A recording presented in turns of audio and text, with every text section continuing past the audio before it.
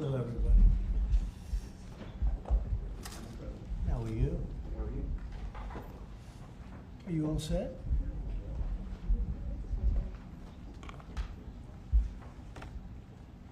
How are you?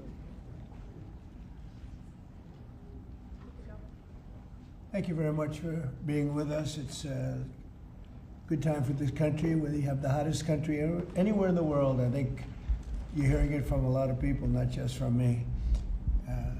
We're doing very well in so many ways. And the gentleman on my right, we recruited him. We tried to get the best person. We got a man that you'll hear in a second has done an amazing job with respect to Social Security. He's running it, and he's running it like nobody ever even dreamt possible. And it's the 90th anniversary right now of Social Security.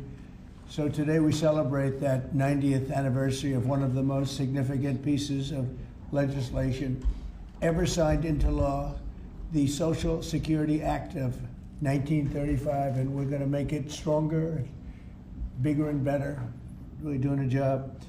In the campaign, I made a secret pledge to our seniors that I would always protect Social Security, and under this administration, we're keeping that promise and strengthening Social Security for generations to come. You keep hearing stories that in 6 years, 7 years, Social Security will be gone, and it will be if the Democrats ever get involved, because they don't know what they're doing. But it's going to be around a long time with us. Very much, you'll be surprised to hear some of the numbers. I'm delighted to be joined by the Commissioner of the Social Security Administration, Frank Bisignano. Oh, in the world of business, in fact, I wrote some of the little things down that he's had an amazing, he was Chief Operating Officer of J.P. Morgan Chase. He worked for Jamie Dimon, and Jamie Dimon said that he was amazing. So think of that, Chief Operating Officer, J.P. Morgan Chase, had a storied career. Then he went to First Data. For those in the business, you'd know it's the largest payment company anywhere in the world. And worked for Henry Kravis, and it was in big trouble. He took it over as CEO. He made it incredible. They merged with Fiserv, and he became CEO of that, and that became extremely successful. I was in Milwaukee. I guess they have the Milwaukee Arena, and where we had some good success and some good speeches. But he's a really legendary guy, and he wanted to do this. I mean, he just wanted to straighten out Social Security because he loves our country. And what he's done in a few months is amazing. Almost 60 million American seniors rely on Social Security for peace of mind and a life of dignity and retirement. These Americans paid into the system, and they deserve leaders in Washington who are going to protect the benefits they've had and protect Social Security. Under Biden, Social Security went down like nobody's ever seen it, deteriorated. There's never been anything like it. The 4 years of Biden were very, very destructive. It couldn't have gone on much longer. Social Security was going to be destroyed. It was being destroyed. The average call wait time reached an all-time high of more than 42 minutes. Field office wait times were at 32 minutes, which is unheard of, and the disability claims backlog was the longest ever in recorded history. In other words, it was run just like the country was run. It was run really badly. But I'm pleased to report that under our leadership, and Frank in particular, the changes he's made and what he's done is sort of a miracle. Sort of like what happened with the country as a whole. Field office wait times are now down 30% since last year, and it looks like it's going to a total record number. And the record was set in a long time ago when the world was a lot different place. We're gonna beat that record. Call wait times are down 73% while serving twice as many customers per day.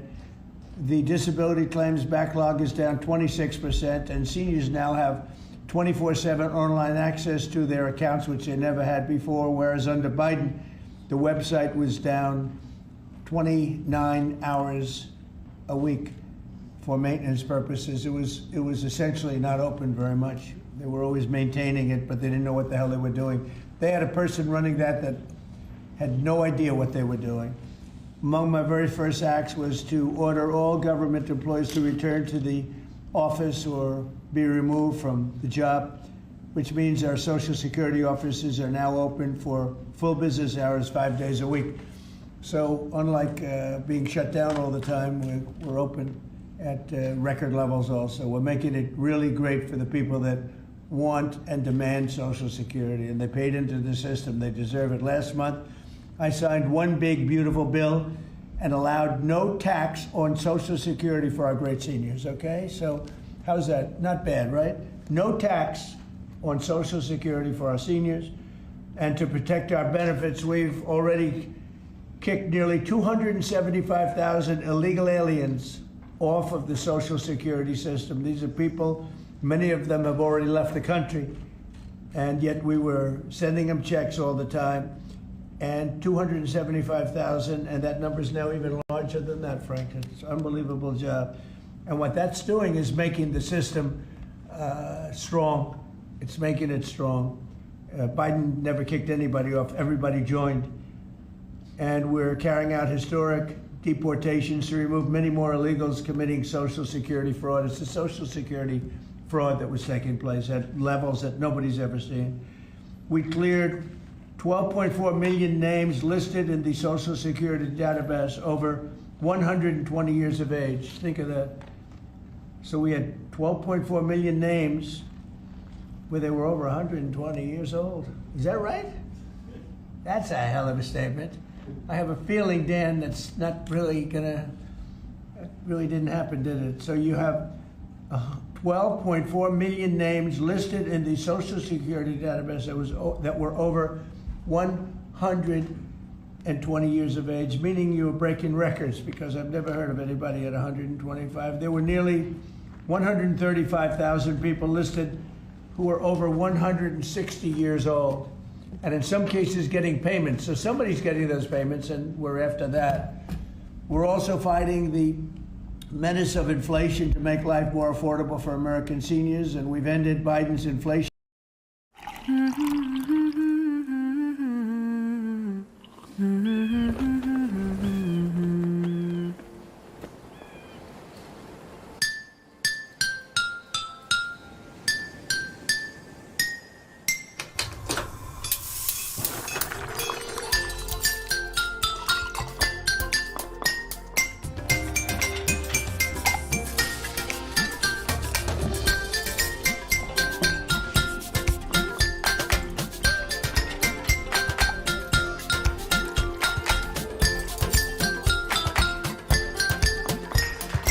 तो हो जाए सोनी धरती के नाम टपाल दानेदार का एक और cup. Frankly, were taking advantage of us for many, many years, and they were doing that to us, but our people didn't know it. We didn't have smart business people. We've ended Biden's inflation nightmare and came in below expectations, and yet, again, this past month, we set records. Gasoline prices are way down, and really dramatically, as everybody knows, and energy prices have been going down, other than in certain states where you have Democrat-run states where they put windmills all over the place. Anytime you see a windmill, you'll say, well, they have bad energy costs, and it's happening in New Jersey. I saw that there's a revolution going on in New Jersey. They closed up a nuclear power plant, and they're raising electricity rates by 21, 22, and 28%, something like that.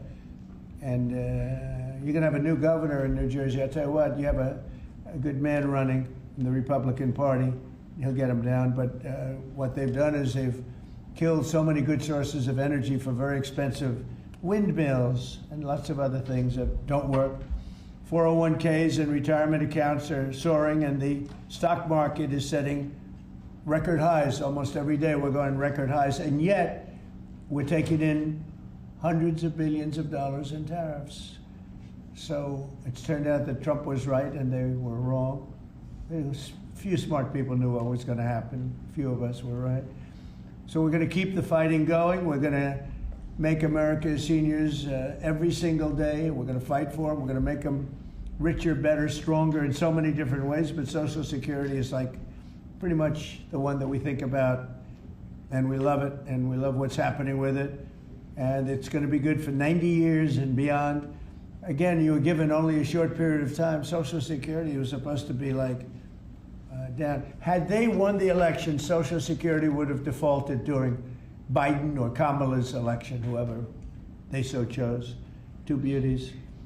And now what I'd like to do is ask Frank to say a few words. Again, this is a man with a really storied past. He's one of the most successful anywhere in the world. What he did at J.P. Morgan Chase and what he did for Henry Kravis and all of the others are like legendary stories. And he just wanted to do this. He's making about a tiny fraction, I would say, a tiny fraction of what you used to make. But he didn't care. He wanted to do it. He made a lot of money. And he said, I want to run that system. I want to put it back on track. And he's got unbelievable talent over there. It's like a different place. So, Frank, would you say a few words, please? Sure. Thank you. There's less than 1% tiny fraction, sir. Is that what it is? Less than one? That's a tiny It's fraction. an honor. It's an honor. It is an honor. And I'd like to start off by thanking the President for his tireless effort in running the country and what he's done across the country, meeting every commitment. And, you know, I see it directly in the big, beautiful bill, the opportunity that it's brought to seniors. But his effort on every commitment, delivering against it, and delivering on world peace tirelessly. I'd like to also thank him for my opportunity. You know, he's teasing me, I'm teasing him about the economics of the job. But the reality is to serve 300 million Americans, which is what Social Security serves, is a tremendous honor. And him putting that faith in me and building what I believe, and I think I have a right to say it, is the best leadership team ever assembled in the White House and in the cabinet. So that's my great honor. So I come here and get the opportunity to serve the American public in a manner that I never imagined in my life. And what we found was the opportunity to fix a foundation. The reality is people talk about 72 beneficiaries. I talk about over 300 million Americans with a Social Security number that we must protect through the system. And when you look at what we talk about in eliminating Social Security numbers that were live in the system, they could carry fraud through the whole system. So the first thing was root out fraud, waste, and abuse. But while doing it, the best way to be more efficient is provide more accurate payments and better service. And you heard the numbers. I think the most staggering number is that we had a website that was down 29 hours. This will be a digital-first agency, and we are building my SSA accounts. That's the digital account. And we have a bold goal of 200 million Americans to have a digital SSA account by the end of next year. It will happen. Just like we had a bold goal of single-digit wait time on the calls when they were at 40 minutes. And we did that. This is my 100th day. We did that within 90 days, right? Get the web up and running, bring technology to our field offices, use digital presence to answer and serve the American public. That's the job. When we do all that, then we'll really know the answer to if we have a hole, right? I was presented in my second week on the job with $18 billion in errors by the Inspector General. It was public. In less than a month, we solved 9 billion of it. So that's the type of swift action we can take, right? You see the things like the big, beautiful bill for the seniors. You see better digital services. You see field office wait times down. If you make an appointment to have a field office visit, it now happens in 6 minutes. Unprecedented. We are serving more people and delivering more than was ever delivered before in a manner with the highest possible quality, and we've just begun. You should expect this to be a great digital-first agency. My commitment to make this happen is as deep as the President's commitment to make the world a great place And you see the fabulous job happening here across America and what he's doing in the world. You should expect Social Security, just like the president. I thank him for making America great again. It's happening. Social Security will be great again. You have my commitment. Thank you, Mr. President. Thank you very much, Frank. I'm going to sign the new proclamation, please. Sir, this is a proclamation both commemorating the 90th anniversary of the Social Security Act, the signing of the Social Security Act, and also the incredible accomplishments of your administration fixing and promoting and safeguarding Social Security. And it also obviously mentions the fact that as part of the One Big Beautiful Bill, a vast majority of our senior citizens are no longer paying taxes on their Social Security benefits as you promised in your campaign and as you delivered for the American people. That's a big factor, isn't it? Huh? Yes, sir. That's great. I think they're very happy about it, too. They're very happy about a lot of things. Good job, Frank. Thank you, sir. And Frank has brought with him some of the most talented people in business, and they were making a lot of money, but they made a lot of money. They had money they didn't have to make anymore, and they just want to do this. They want to have our country become strong and good, and that's what's happening. And we're doing that in a lot of locations, a lot of areas. You deal with some of the people that are commissioners, that are secretaries of state, secretaries of treasury and of commerce, people that were really, really successful people, and they gave all that up to make a very small amount of money. They don't even consider it a fraction. You say 1%, less than 1%. You're less. That's pretty good. That's a big pay cut. But Frank is one of the most outstanding of all. His career has been incredible, and you just have to look at what happened at J.P. Morgan Chase and look at what happened with First Data. First Data was the biggest company of its kind in the world, but it was not going to make it. He went in, and it became a tremendous success and merged into another company, and he became the head of that company. Then he said, let me go save Social Security. Because as big as that stuff is, it's small potatoes compared in terms of numbers, right? In terms of numbers, these are big numbers. Government numbers are big numbers. So I want to thank everybody for being here, but I'm really proud of you, Frank. And here's your proclamation, and let's take a look at what that looks like. Signed by the human hand. For a change. That's good, right? Do you have any questions for Frank? How about questions for Frank? Mr. President. For Frank? Mr. President? Yes, on Social Security. Please. First and foremost, this was a major campaign promise that you had. 2023, it was one of the first Agenda 47s that you put out. It was titled, We Must Protect Medicare and Social Security. Why was this important for both of you to get done, and given the fact that it'll impact millions of lives? Well, it was very important to me because I knew how Social Security, I've been hearing about it for years, long before I came to office, that it was really going to die very shortly, and I had to put somebody outstanding in. And we were talking. I was talking to him on a business sense once, and I said, "This guy's amazing." And he said, "I'd love to help you with Social Security because it's sort of what he does. You know, he takes troubled entities and turns them around, and he did some of the biggest messes in the world, and Social Security in a certain way, I guess, you reported it all the time. In 4 or 5 years, it's going to go bust, but not anymore, it's not. And he's got it turned around so well.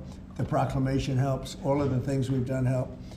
And he's finding such tremendous fraud where we have illegal aliens. We have people that don't even exist on Social Security now. They don't exist. And what it does, it makes it totally secure and powerful for the people that are on it and need it. And we're very proud of the job he's done, one of the best. Kara Castro from Lindell TV. How are you today, sir? Democrats like Bernie Sanders and Elizabeth Warren continue to peddle the lie and the claim that you're trying to cut Social Security, despite your repeated promises to protect it. Why do you think they keep pushing this misinformation and literally terrorizing the elderly in America that sadly keep watching the very misleading mainstream media? I love your question. I should have called you almost first, but I love his questions also, always. But it's such a good question. It's so vicious what they do. Elizabeth Warren said she was an Indian. We call her Pocahontas. She's a liar. She lied her whole career. based on the fact that she was an Indian, she was able to get into certain colleges, get certain jobs, get into certain universities to work there. She's a liar and a mean person. She's a nut job. I watched her the other night. She's all hopped up endorsing a communist in New York City. And she was all excited and jumping up and down. She's got to take a drug test. She really does. She's got to take a drug test. There's no way somebody can act that way and be normal. What she's done to our financial institutions, she destroys people. You know that you had a lot of great banks in the Midwest and banks that loaned to farmers and others, and they went out of business. She put them out of business. Stone cold mean. Banks that were open 150 years, family banks that supplied the farmers and manufacturers and others, and she put them out of business. She's a mean, horrible human being. Bernie Sanders is Bernie Sanders. I don't mind him so much. He's just a liberal guy, very liberal guy. He's a wacky guy. He's still sharp. I got to tell you, you know, he's 86 or 87 or something. He's still sharp. You compare that to Joe Biden, it's, you know, sort of what happened. So I don't mind Bernie Sanders. With him, you know what you're getting. You're getting a guy, he's a nasty guy, but he's somebody that, I don't know if I call it a fastball, but he's able to throw the ball pretty well. He's okay. I watched him the other day. He was totally on the opposite side of things. I will say this, the biggest issue right now, and an issue that's really taken hold, is crime, stopping crime in the cities, and the Democrats are fighting the stopping of crime.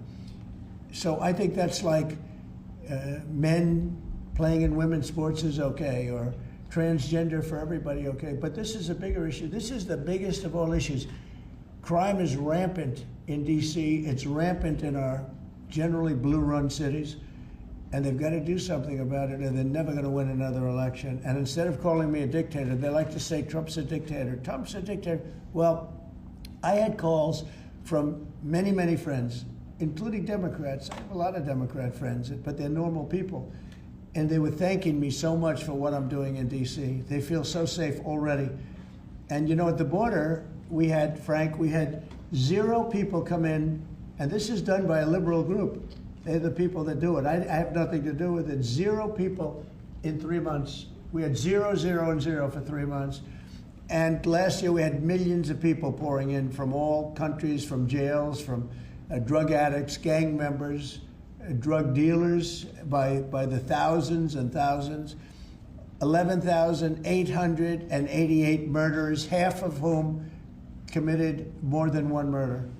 They flowed into our country, and for the last 3 months we had none. And I didn't get, remember when Joe Biden used to always go, I need legislation, I had no legislation. I just said we're closing the borders, and the whole world understood it because they respect your country again. They really respect this country again. They didn't respect it. When he said it, it didn't mean anything. But now they know it meant a lot. And Mexico does what we tell them to do, and Canada does what we tell them to do, because we had the 2 borders. We have the northern border, the southern border, and they were both horrible. But now it's some people say it's a miracle. Well, what Frank has done with Social Security also is something very special. But what we're doing with crime, which will be your next question, I guess, that's because everyone's they're afraid. Half of the people here, maybe all of the people here, most of you live in D.C., you are petrified to go out.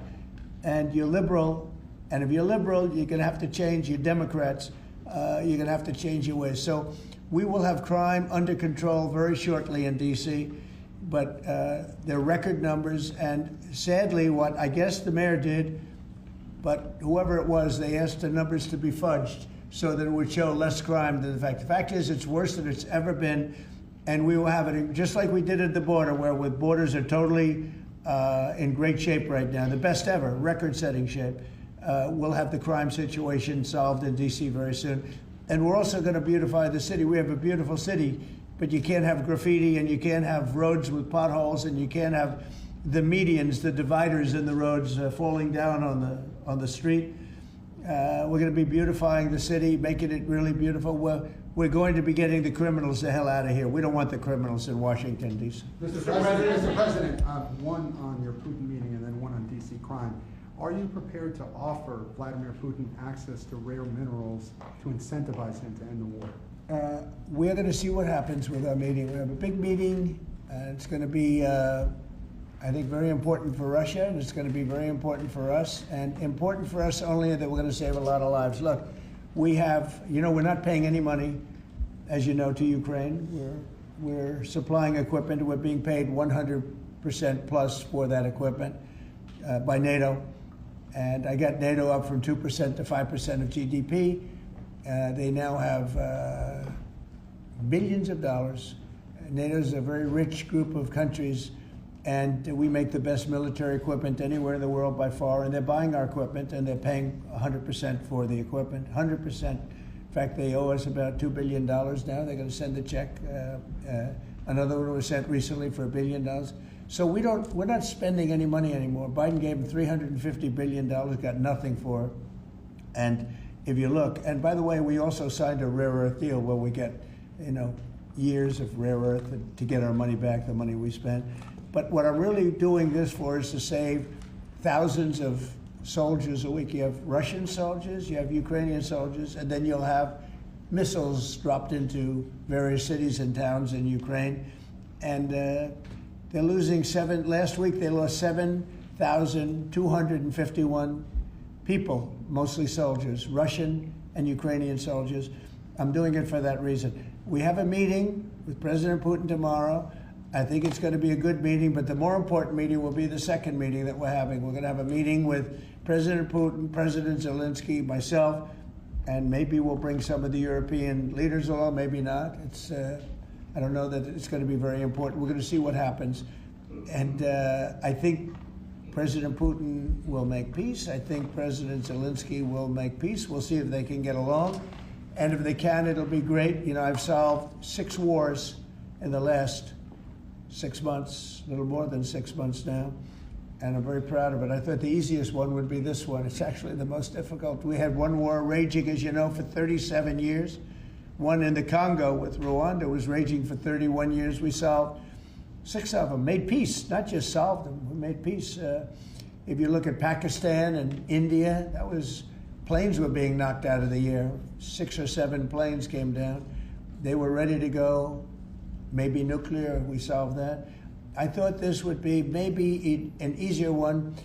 It never made sense, this war. It would have never happened when I was president. If I were president, this war would have never happened. But millions of people have been killed. And I'm there for one reason, to see if I can solve. This was Biden's war. This isn't my war. I want to see if I can stop the killing. Yeah. But rare earths, do you plan to offer him access to that at all? We have great rare earth. We made that as payment for all of the money that we've spent so foolishly in Ukraine. We spent $350 billion. Now Europe spent $1 billion. That's a lot of money. They spent $100 billion. That's a lot of money, but we shouldn't be spending a lot more money than them, and they understand that. And I think that's maybe why we're not spending money anymore. We're not spending any money. They're paying us for everything. So people are shocked when they hear it. They don't even understand. They don't even write about it. But we're not spending money, but we are spending a lot of time trying to get the war solved. If we can get the war solved, we'll be very happy. As far as rare earth, that's very unimportant relative. I'm trying to save lives. And on DC crime, sir, on DC crime. Do you have a message for the Democrat lawmakers like Nancy Pelosi or media who are saying, after living here for many years, that there is no crime and you're trying to start a new news cycle? It's another reason why the Democrats lost the election in a landslide. They lie. It's just lie. Look, the crime is very bad. I think they'd be much better off saying, we want to help President Trump with the crime because it's an epidemic. It's a tragic situation. It's the worst it's ever been. And we want to help President Trump with the crime, as opposed to, he's a dictator. He's a dictator. People are so happy to see our military going into D.C. and getting these thugs out. As you know, we arrested a lot of people yesterday. We arrested a lot of people today. We're getting people that have arrest records that you wouldn't believe. 28 arrests, 15 arrests, brutal, brutal people. And we're going to have to do something about this cashless bail, because people shoot somebody, they kill somebody, and they're out on the street in less than an hour. Now, that's when it's all started, in New York, in Chicago, Los Angeles. You take a look. If we didn't go to Los Angeles to help this incompetent governor and a mayor that doesn't know what the hell she's doing, If we didn't go to Los Angeles, you wouldn't have a big part of it burned down. The other part of it would have burned down too. You would have not had, I don't think you would have been able to have the Olympics. We have the Olympics. I have a lot at stake with that because I'm the one that got the Olympics. I got it in my first term, and I was saddened because I got it for what would be my third term, okay, which turned out to be second term. And the Olympics, it's a great honor, but I felt badly because I said I won't be president when the Olympics came. Well, through circumstance, I am president. I want to make sure the Olympics is great, the World Cup is great, and the 250, maybe the most important of all, is the 250-year celebration is great. So what's happening is we will work very hard. You would not have had, I don't believe that if I didn't send in the troops, I don't think you would have had Los Angeles in condition to have the Olympics. I think you would have had to tell them, I'm sorry, you're going to have to go someplace else. And if you look at the police commissioner or the sheriff, he said, we really needed them. Thank God they were here. We really needed them. That was the first 2 or 3 days. After we solved their problems, then he said, well, I think we could have maybe done it. No, he was told what to say. He said, you go back to your files and see what he said. He said, thank goodness they came. If I didn't go and put our military there, or National Guard in that case, and we'll go military if we have to, but the National Guard went there. They were very effective. If we didn't do that, I don't think you would have had the Olympics in Los Angeles. The place would have been just like the 25,000 houses that burned down, where, by the way, the governor ought to focus on getting their permits. You know, the federal permits are given. Those are the hard ones, and they were given a long time ago. People can't rebuild their house because they can't get permits from the state and the city, and they ought to focus on that because it's very upsetting. I went there right after the fires. I walked the streets, and I met a lot of great people that want to rebuild their homes. We took care of it from the federal standpoint, but they're not taking care of it from the city standpoint, the mayor and the governor. They're not getting their permits. They can't build their houses.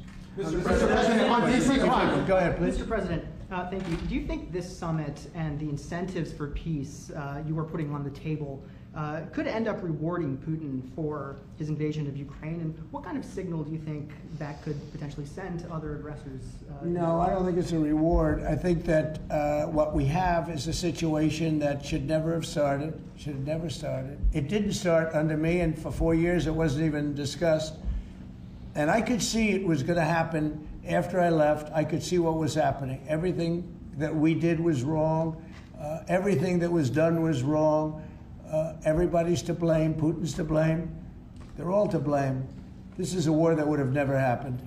Mr. President, on DC crime, sir. The other question on LA, Mr. President, earlier today, the Washington, D.C. police chief issued an executive order allowing metropolitan police officers conducting traffic stops to notify federal immigration and customs enforcement about undocumented immigrants that they encounter. Yet the city has a long-standing pro-immigration policy, including allowing non-citizens to vote in local elections. Which is ridiculous. And limiting cooperation with federal immigration agencies. Right. Did your administration pressure the D.C. police chief to review and repeal these policies? And will you require other cities to roll back similar policies to avoid possible federal takeover of local law enforcement? So what you're saying is that it was a very positive thing. When they stop people, they find they're illegal, they report them, they give them to us, etc. That's a very positive thing.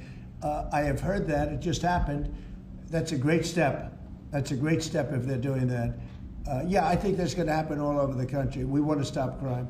I think if the Democrats aren't strong on this issue, they won't be able to do it. I think this is a bigger issue than all of the other ridiculous things that they, like open borders. Well, open borders is bad. Open borders has caused a lot of this problem, allowing millions and millions. I think 24 million people were allowed to come into our country. Many of these people from prisons, from jails, from mental institutions. This was the Biden policy. And I don't believe it was him. He was never there before. It was the people that encircled this very beautiful desk, the Resolute desk. Radical left lunatics who were smart, but radical left. And I'm very happy to hear what you just said, because I've heard that. And Mr. President, on LA, if I may, the mother of a 15-year-old California boy who was briefly detained at gunpoint in a case of mistaken identity, the LAUSD superintendent says that surveillance video shows armed agents wearing police and border patrol insignia Given the National Guard, the Border Control, ICE agents, they're not trained in local policing. What specific steps are you taking to ensure that young people are not put in harm's way with these types of operations? Yeah, what they are trained in is common sense, and they're very tough people. And they have great common sense, and they are highly trained. I heard the mayor of LA was saying, oh, they're not trained this way. I heard this character from, where was he from? They talk about him as a candidate. He's got no chance. The governor of Maryland, I watched him this morning saying that the governor of Maryland, yeah, they say maybe he'll be a president. He's not presidential timber at all. But I heard him today talking about how the National Guard or the military is not trained in police, but they're trained in common sense, and they're trained in not allowing people to burn down buildings and bomb buildings and shoot people and all of the things. So they've done a great job. Again, if we didn't send them, and very importantly, if we didn't send them into Los Angeles, the rest of Los Angeles would have been burned down to the ground. When you look at Minneapolis, I sent them into Minneapolis because the governor wouldn't make the call. If I didn't do that, you wouldn't have a Minneapolis. It wouldn't be, I don't think it would be existent today. You remember the famous scene burning over the CNN anchor's shoulder? He said, everything seems to be very peaceful. And behind him, the whole city's burning down.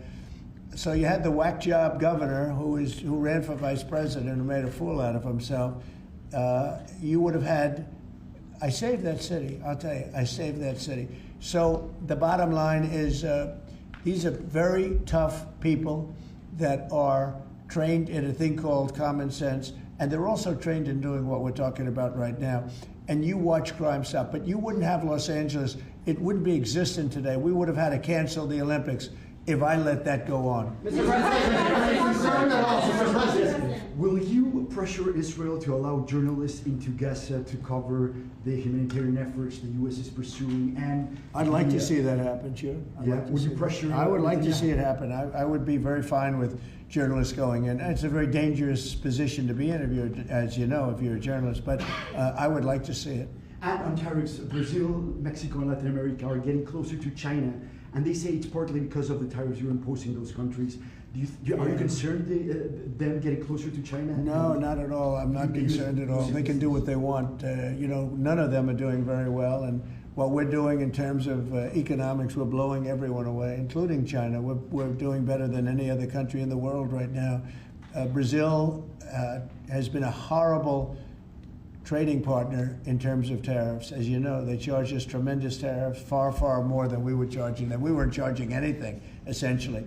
And Brazil has some very bad laws happening where they took a president and they put him in jail, or they're trying to jail him. And I happen to know the man, and I will tell you, I'm pretty good at people. I think he's an honest man. I think what they've done, this is really a political execution that they're trying to do with Bolsonaro.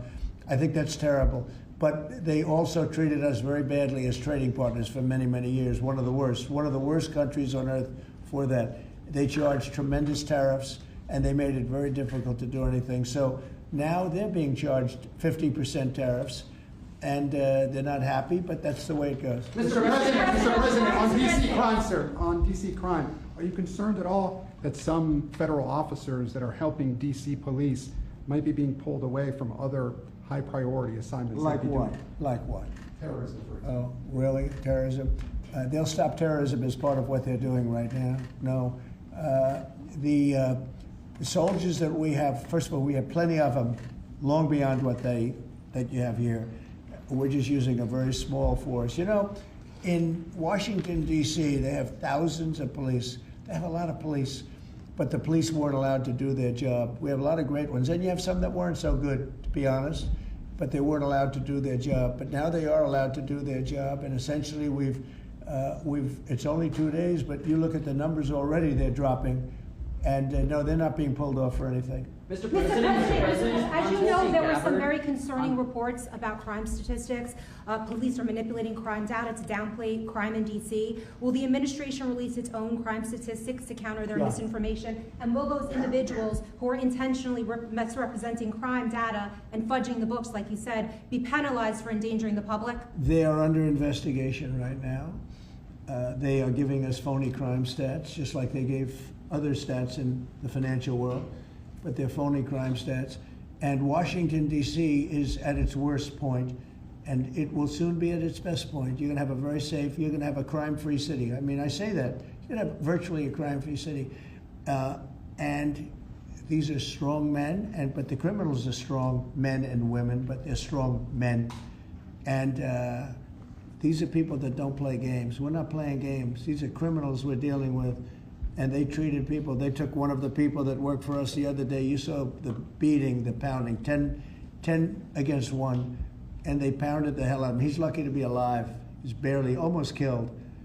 And we're not going to have that happening, please. Tulsi Gabbard declassified more documents last night related to the Russiagate hoax. She's doing a great job, by the way. That was another fake story. I'm very happy with the job she's doing.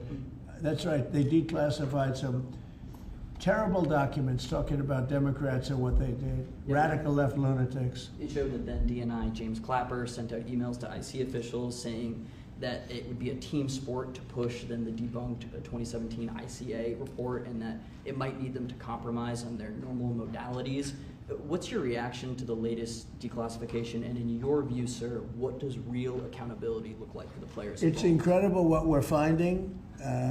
Absolute proof of guilt, and we'll see what happens. But Clapper and Comey and that whole group of criminals, they're criminals, and they made it very tough. You know, they did the fake Russia witch hunt that lasted for 2 years, and I got totally exonerated. There was no doubt about it. They should have done it in 1 day, not 2 years, but it was a whole scheme to try and demean Trump so that I couldn't win an election. And that is a criminal group of people. They're sick people, and they're criminals, and they should be taken care of. Mr. President, does Putin have a strong hand tomorrow? Well, he came to our country, and I heard CNN fake news talking about that was a big win for him. Normally, you would say the opposite, but they said, oh, it's a big win that he came here. Normally, we would say the opposite, you know, he came here.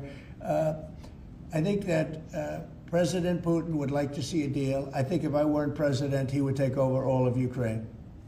It's a war that should have never happened. Mr. President, If I weren't president, in my opinion, he would much rather take over all of Ukraine. But I am president, and he's not going to mess around with me. Mr. President, on Russia, Mr. President, would you support or agree to reducing NATO troops in Europe, in countries like Poland, in order to get Russia to agree to a peace deal? That hasn't been put before me, and I'll think about that for later, but it has not been put before me. Go ahead. Is anything less than an unconditional and immediate ceasefire a victory for the U.S.? Tomorrow? Yes. Well, tomorrow we'll see. I say, you know, I don't know where that comes from. It's sort of not a good question. I would say that tomorrow all I want to do is set the table for the next meeting, which should happen shortly. I'd like to see it happen very quickly, very shortly after this meeting. I'd like to see it actually happen maybe in Alaska, where we just stay because it's so much easier. But I think that it's going to be very interesting. We're going to find out where everybody stands, and I'll know within the first 2 minutes, 3 minutes, 4 minutes, or 5 minutes, like we tend to find out whether or not we're going to have a good meeting or a bad meeting. And if it's a bad meeting, it'll end very quickly. And if it's a good meeting, we're going to end up getting peace in the pretty near future. Okay? How about one more? Thank you, Mr. President. On the Smithsonian, I know that your administration is seeking to weed out a lot of this left-wing spin that's in the museums, but we're seeing from people like Brian Stelter or other commentators that they're insinuating that you are trying to change history according to your narrative. What's your response to that, and is there anything you'd particularly like to do? Well, we want the museums to treat our country fairly. We want the museums to talk about the history of our country in a fair manner, not in a woke manner or in a racist manner, which is what many of them, not all of them, but many of them are doing. Our museums have an obligation to represent what happened in our country over the years, good and bad, but what happened over the years in an accurate way.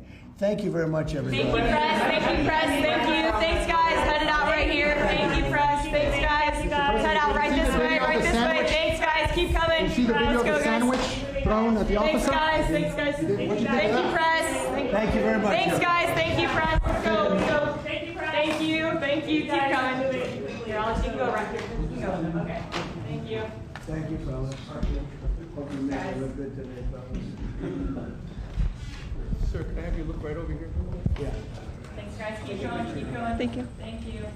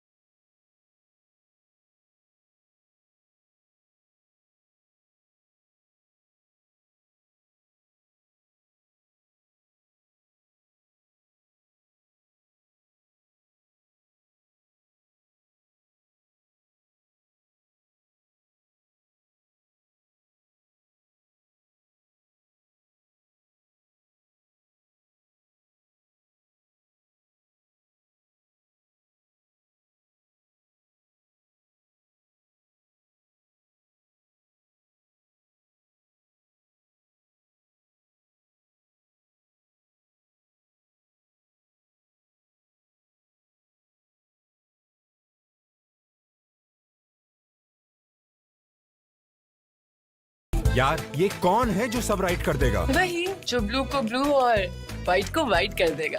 Right, सब right कर देगा। दाग left पे था ना? Right से right कर दिया। राइट सब राइट कर देगा।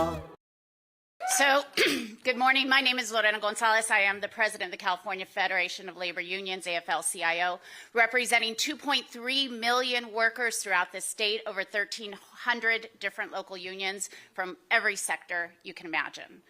And we stand with our colleagues today in calling for a response. And I'm going to say that very clearly. This is not something we take lightly. We voted on this, and it was unanimous among our unions for one reason. We're not a partisan organization. A lot of people forget that. We have Democrats and Republicans. And we understand that some of our members even voted for Donald Trump. We understand that. They were told by him that he wanted to make us more safe, that he wanted to deport criminals. And instead, he's been deporting and targeting workers and grandmothers and children and dreamers. They were told, even our Republican members, that he was for working people, that somehow he cared about bringing manufacturing and jobs back to America and to make sure that working people were taken care of. And what has he done? He has systematically destroyed our federal government unions by abolishing basically collective bargaining agreements that were decades in the making. He has taken away the right to collectively bargain of every employee he possibly can, and that is not pro-worker. So we tell our members who believed him, it's okay. He fucking lied.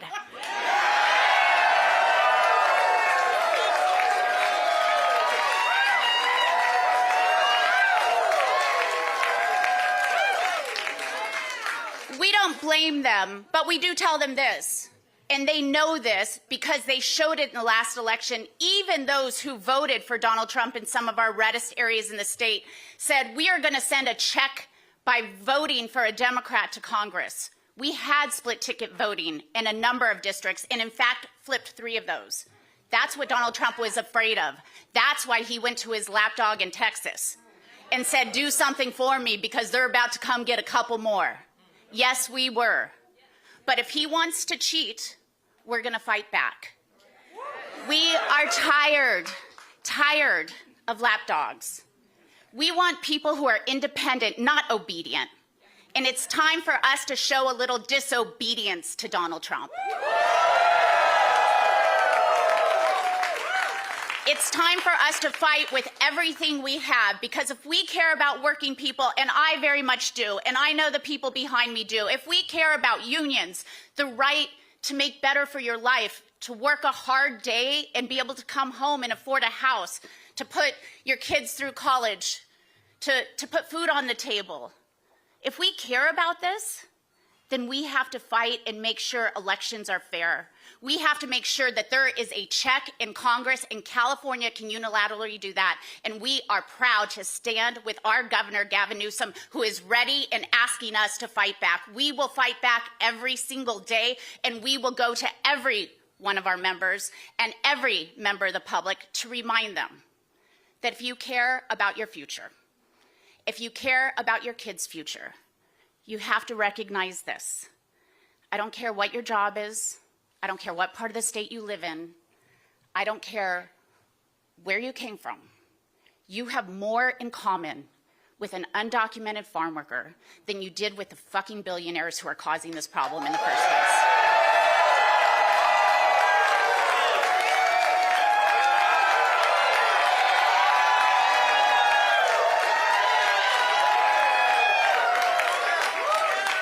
And since I've exceeded my number of fucks today,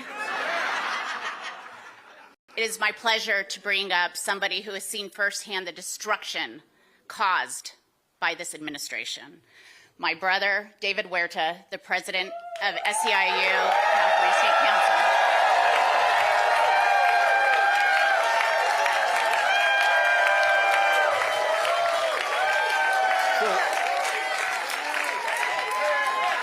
So I see a lot of union members now.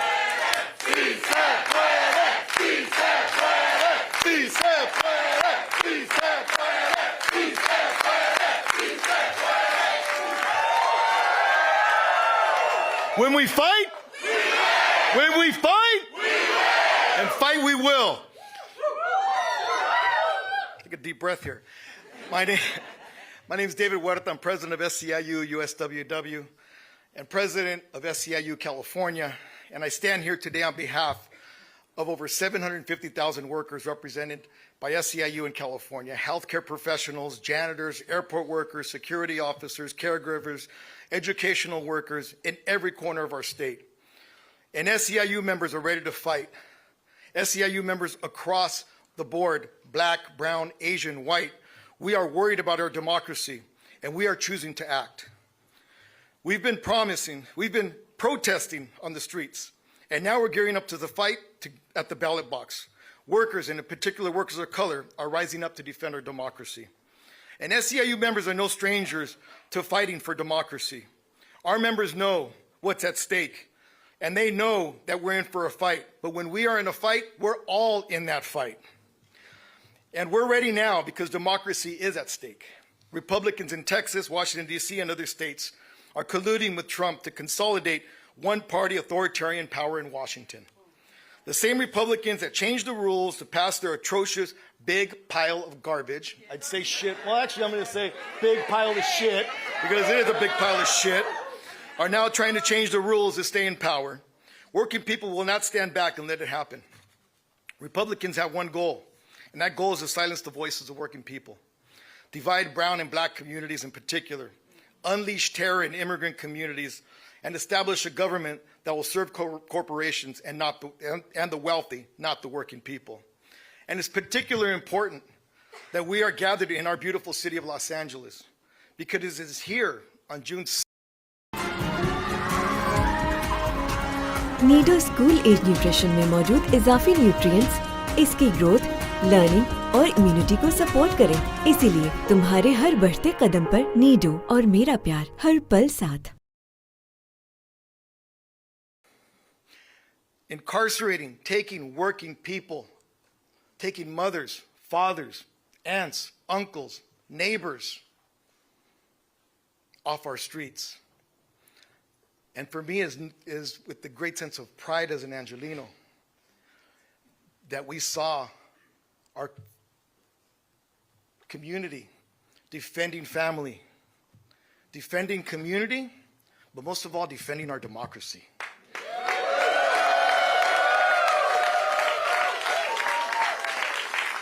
And we will continue to defend our city, we will continue to defend our state, we will continue to defend our families, and we continue to defend this democracy with all the power of nonviolent action and with the power of our vote.